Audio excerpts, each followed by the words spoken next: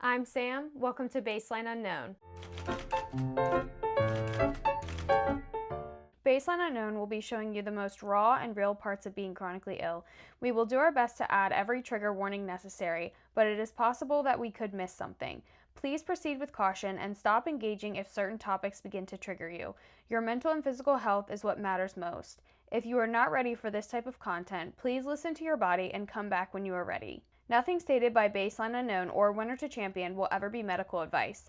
Always consult your providers and care teams before adding anything to your self-care routine. I don't know about you guys, but whenever I have a new doctor's appointment or a follow-up appointment, I'm stressing about 2 weeks beforehand. I've made an appointment prep sheet so that you can try to feel more prepared for these appointments. You might not be able to remember everything, but this gives you a starting point so that you can take some control back when talking to doctors. I want to start out by saying most providers, at least in the United States, are specialized. So when you're doing these prep sheets, make sure that you're being as specific as you can to that specific specialty to start with. And I'm not saying to cut out other symptoms, other things that wouldn't have anything to do with this specialty, because everything's connected. However, breaking it down a little bit more can help you be a little bit more concise and getting to the point faster with your providers instead of bouncing around. This part of the prep sheet is pre-appointments. You're going to do this before your appointment. What we've got on the prep sheet: provider name, the specialty, the appointment address, and the date of the appointment. I always love to write the address down and the date of the appointment. That way, the day of, I'm not frantically searching for the address if I'm late, because I'm always late because I'm always exhausted. So this just gives you a spot easily to write it down as soon as you make the appointment and you have this prep. You don't have to worry about it anymore. And then there's a spot for your current medications, dosages, reasons for taking. There's a spot for your medication questions if you have any questions about your current medications or any medications that you are wanting to talk to this new provider about. Next is relevant medical history. I know that you're probably going to do a lot of this stuff on the appointment sheets that they'll give you, but writing it down briefly can also help you stay organized. I've got a section for the main reasons for needing this appointment. You can write your main concerns, your main symptoms that you want to talk to your provider about, just thinking and writing out why you're coming to see this provider. And then there's a big section for questions for your provider. Any notes that you have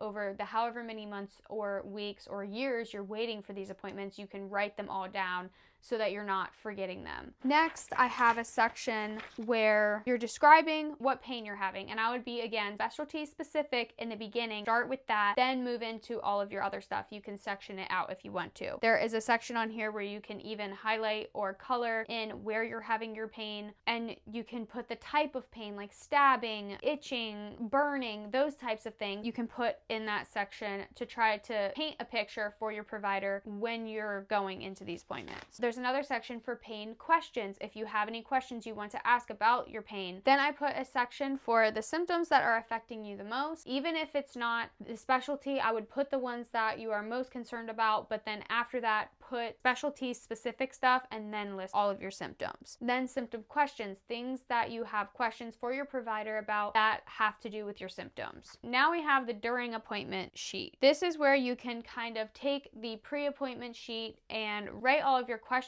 out, and then there is a space for the answer that the provider gives you. So if you have specific questions, write that out, and then if the provider doesn't give you an answer, you can put no answer given. Or you can put, we were going to try this medication, or we're going to follow up with a different specialist. Put whatever answer in that section. And then there's a big notes section for just randomly writing down notes during your appointment. Literally anything that you want to remember, you can write down there. Then I have the post-appointment sheet. You do not have to use this if you don't want to. You can wait a couple days and then fill this out. Literally just do what works for you. If you have any questions that you forgot about, you can put that in that section. Put it there in order to message your doctor, call, whatever. Moving forward, you can put what your treatment plans are, any notes or thoughts that you have for that. And then I have a post-appointment check-in. You can check in with yourself and how you feel. You can even give a full review of your provider with no judgment. I think that pretty much covers everything for the appointment prep. Doing this can really help you prepare and have a little bit less anxiety about how many things that you want to talk about, because when we're chronically ill, there's so many many things going on at once, and this can help you break everything down and present it to your provider in a way that they can understand. The appointment prep sheet is free,